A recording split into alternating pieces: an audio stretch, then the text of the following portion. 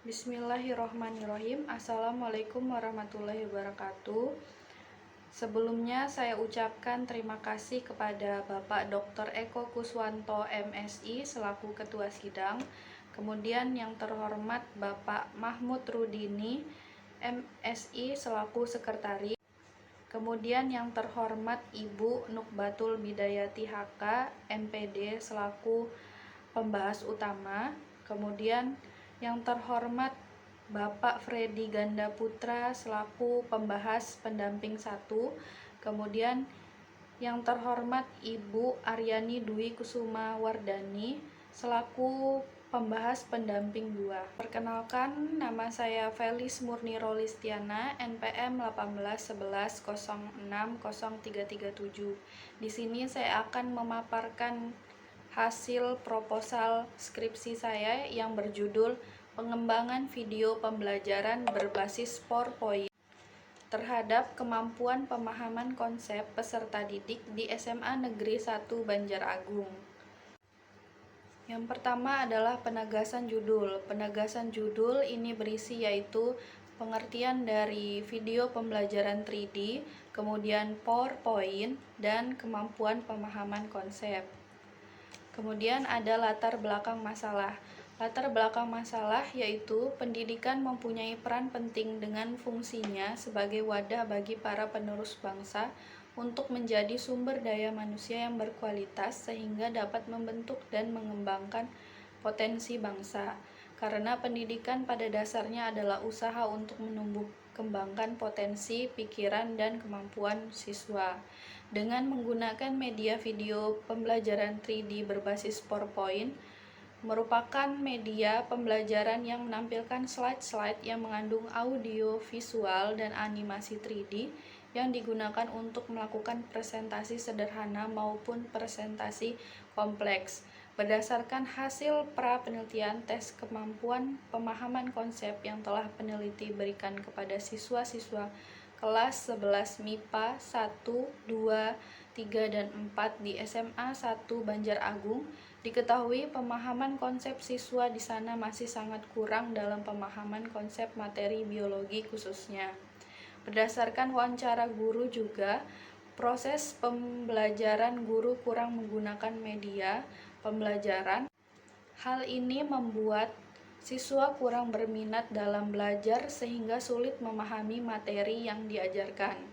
Kemudian wawancara dengan siswa mengatakan banyak menyukai pembelajaran yang menggunakan media dibandingkan tanpa menggunakan media, karena lebih mudah untuk memahami materi dan dapat membuat siswa lebih fokus untuk memperhatikan penjelasan materi.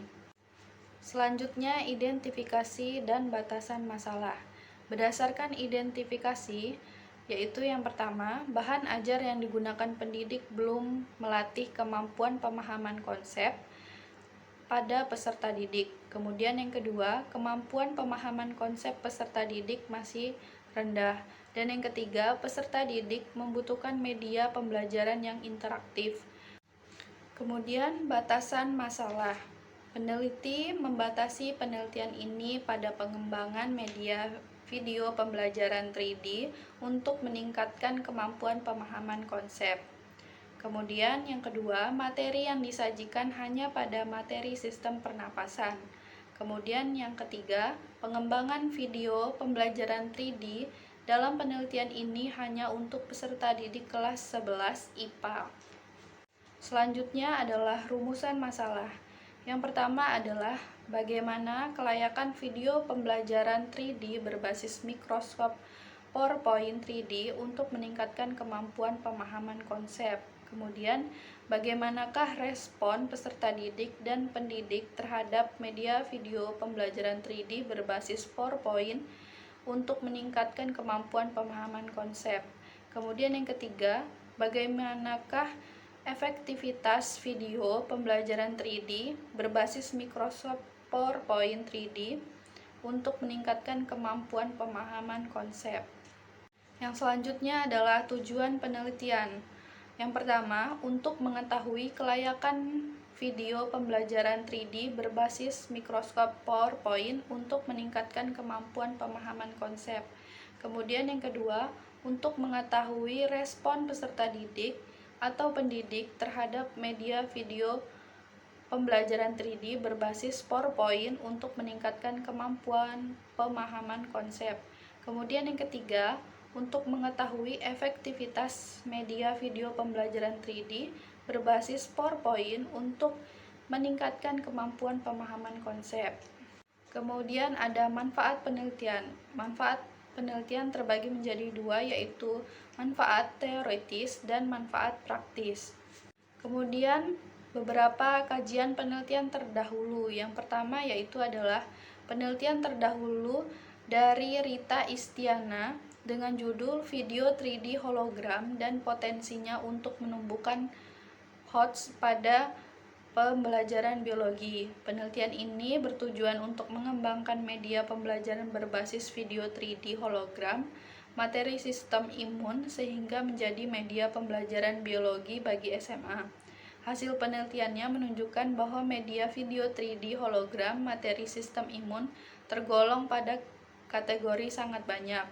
Kemudian, ada penelitian terdahulu yang ketiga, yaitu dari Tri Suwarno Handoko Novianto dengan judul Penggunaan Media Video Animasi Sistem Pernapasan Manusia untuk Meningkatkan Hasil Belajar Biologi, di mana penelitian ini bertujuan untuk mengetahui penggunaan media video animasi sistem pernapasan manusia untuk meningkatkan hasil belajar biologi. Berdasarkan hasil penelitian ini adalah media video animasi dapat memudahkan siswa untuk memahami proses pernapasan yang ada di dalam tubuh manusia. Dengan demikian, siswa dapat memahami materi sistem pernapasan secara utuh. Kemudian, penelitian terdahulu berdasarkan dari Erdawati dengan judul Pemanfaatan Video Pembelajaran Berbasis GeoGebra untuk meningkatkan kemampuan pemahaman konsep matematis siswa SMK. Penelitian ini bertujuan untuk mendeskripsikan efektivitas pemanfaatan video pembelajaran berbasis GeoGebra dalam meningkatkan kemampuan pemahaman konsep matematis siswa yang menggunakan video pembelajaran berbasis GeoGebra dengan hasil yaitu lebih baik dibandingkan siswa belajar dengan pembelajaran konvensional. Kemudian sistematika penulisan, yaitu terdapat bab 1, bab 2, dan bab 3.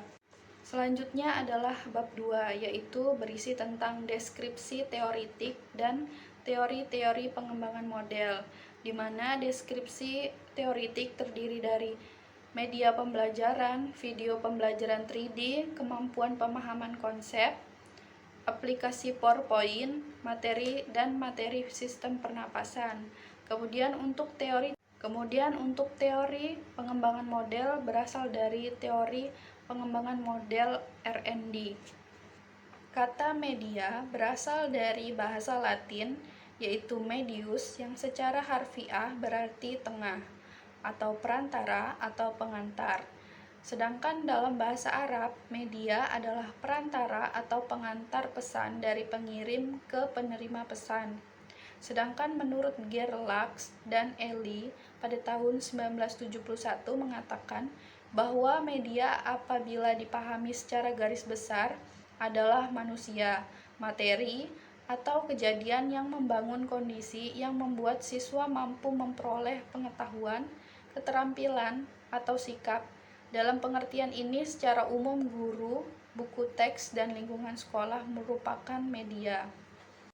Menurut Briggs, dikutip dari Ahmad Rohani pada tahun 1997, bahan belajar video adalah suatu alat fisik yang dapat menyajikan pesan yang merangsang yang sesuai untuk belajar. Bahan belajar video atau bahan belajar audio visual yang menampilkan gerak saat ini semakin dikenal di kalangan masyarakat.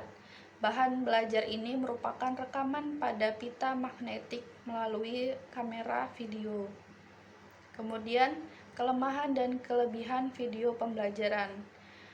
Kelebihan dari media video pembelajaran, yaitu video dapat melengkapi pengalaman-pengalaman dasar dari siswa ketika mereka membaca, berdiskusi, praktik, dan lain-lain. Kemudian, video dapat menggambarkan suatu proses secara tepat dan dapat disaksikan secara berulang-ulang jika diperlukan. Kemudian yang ketiga, di samping mendorong dan meningkatkan motivasi, video menanamkan sikap dan segi-segi afektif lainnya. Kemudian kelemahannya yaitu pengadaan video umumnya memerlukan biaya mahal dan waktu yang banyak. Kemudian pada saat dipertunjukkan gambar-gambar bergerak terus sehingga tidak semua siswa mampu mengikuti informasi yang ingin disampaikan melalui video tersebut. Kemudian yang ketiga, video yang tersedia tidak selalu sesuai dengan kebutuhan dan tujuan belajar yang diinginkan. Selanjutnya adalah kemampuan pemahaman konsep dan indikator pemahaman konsep. Pemahaman konsep dari kata paham yang menurut Kamus Besar Bahasa Indonesia diartikan sebagai pengetahuan banyak, pendapat, aliran, mengerti benar. Adapun pemahaman ini dapat diartikan sebagai proses, cara, pembuatan memahami atau memahamkan. Dalam pembelajaran, pemahaman dimaksudkan sebagai kemampuan peserta didik untuk dapat mengerti apa yang telah diajarkan oleh guru. Kemudian indikator pemahaman konsep yaitu 1. Kemampuan menyatakan ulang sebuah konsep, kemudian kemampuan mengklasifikasikan objek menurut sifat-sifat sesuai konsepnya, kemudian kemampuan memberikan contoh dan bukan contoh. Kemudian yang keempat, kemampuan menyajikan konsep dalam berbagai macam bentuk representasi matematis, kemudian kemampuan mengembangkan syarat perlu atau syarat cukup untuk suatu konsep, dan yang keenam, kemampuan menggunakan, memanfaatkan, dan memilih prosedur tertentu, dan yang terakhir yaitu kemampuan mengaplikasikan konsep atau algoritma ke pemecahan masalah. Kemudian aplikasi PowerPoint. Microsoft PowerPoint merupakan sebuah program aplikasi pada Microsoft Office yang digunakan untuk melakukan presentasi dalam bentuk slide, baik dalam presentasi sederhana maupun presentasi kompleks. PowerPoint banyak digunakan oleh pembinis, guru, mahasiswa, dan pelajar karena penggunaannya yang tidak rumit serta banyak desain atau template yang akan membuat tampilan presentasi menjadi lebih menarik.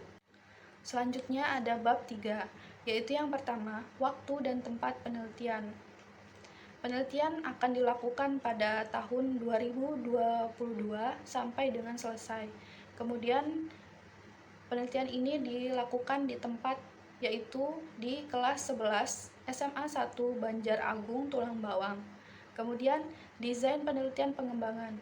Penelitian ini merupakan penelitian pengembangan Research and Development atau R&D, yaitu dari Bock and Gall Education Research and Development atau menggunakan model R&D.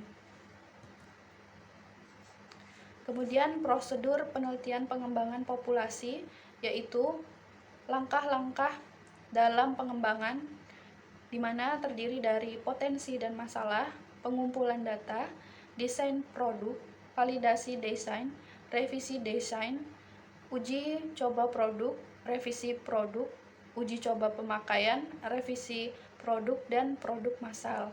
Kemudian spesifikasi produk yang digunakan yaitu yang pertama, media video pembelajaran, kedua, aplikasi PowerPoint yang memuat tentang KIKD, glosarium materi, dan biografi penulis. Kemudian yang ketiga, aplikasi dapat diinstal dengan menggunakan laptop dan ditampilkan dengan proyektor. Kemudian yang keempat, isi materi dilengkapi dengan local wisdom atau bentuk kearifan lokal dari daerah Banjar Agung, Kabupaten Tulang Bawang. Kemudian subjek uji coba produk yaitu yang pertama, subjek validator yang terdiri dari beberapa ahli pada bidangnya. Validator terdiri dari ahli media, ahli materi, dan ahli bahasa. Kemudian subjek penelitian terdiri dari peserta didik kelas 11 IPA SMA Negeri Banjar Agung yang berjumlah 30 orang untuk melakukan uji coba produk berupa media video pembelajaran 3D berbasis PowerPoint. Selanjutnya ada definisi operasional variabel, di mana variabel bebas yaitu pada penelitian ini yang menjadi variabel bebasnya adalah media video pembelajaran 3D berbasis PowerPoint, dilambangkan sebagai X. Kemudian variabel terikat yaitu pada penelitian ini adalah kemampuan pemahaman konsep yang dilambangkan dengan huruf Y. Kemudian instrumen penelitian yang digunakan oleh peneliti adalah angket, lembar, validasi, wawancara, dan dokumentasi. Selanjutnya adalah uji coba produk. Uji coba produk secara terbatas, yaitu uji coba produk secara terbatas dilakukan kepada 10 orang siswa kelas 11 SMA 1 Banjar Agung Tulang Bawang, dan yang uji coba produk secara luas dilakukan kepada 30 orang siswa kelas 11 SMA 1 Banjar Agung Tulang Bawang dengan menggunakan teknik pengambilan sampel dengan tipe teknik simple random sampling. Kemudian teknik analisis data. Analisis data kuantitatif menggunakan skala Likert untuk angket validasi, yaitu dengan perhitungan sebagai berikut, di mana P sama dengan S per N dikali 100%. Keterangannya P adalah persentase, S adalah skor, dan N adalah jumlah skor maksimal, di mana kategorinya skor 5 adalah sangat baik, skor 4 adalah baik, skor 3 adalah cukup, skor 2 adalah kurang, dan skor 1 adalah sangat kurang. Kemudian, untuk menghitung hasil rata-rata persentase angket dapat dihitung dengan menggunakan rumus, yaitu dengan rumus P sama dengan sigma P per N dikali 100%. Dengan keterangan P adalah persentase, sigma P adalah jumlah rata-rata, dan N adalah jumlah item pada angket. Dengan kriteria kelayakan yaitu skor kelayakan media pembelajaran 0-20% adalah sangat kurang layak, dan 20,01-40% adalah kurang layak, dan 40,01-60% adalah cukup layak, dan 60,1-80% adalah layak. Kemudian 80,01 sampai dengan 100% adalah sangat baik. Baiklah, itu saja penjabaran dari hasil proposal saya kembalikan kepada ketua sidang. Saya ucapkan terima kasih. Wassalamualaikum warahmatullahi wabarakatuh.